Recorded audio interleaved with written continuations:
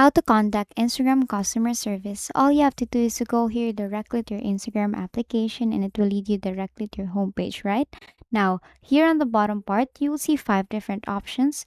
I want you to tap on your profile icon here and it will lead you here to your profile page. So, what you're going to do next is on the upper right, you'll see three dash lines there.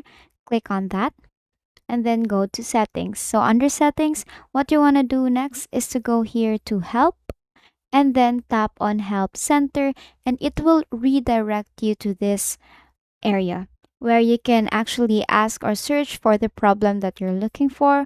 Or, for example, you're looking for threads or you're looking for to check your account status on Instagram.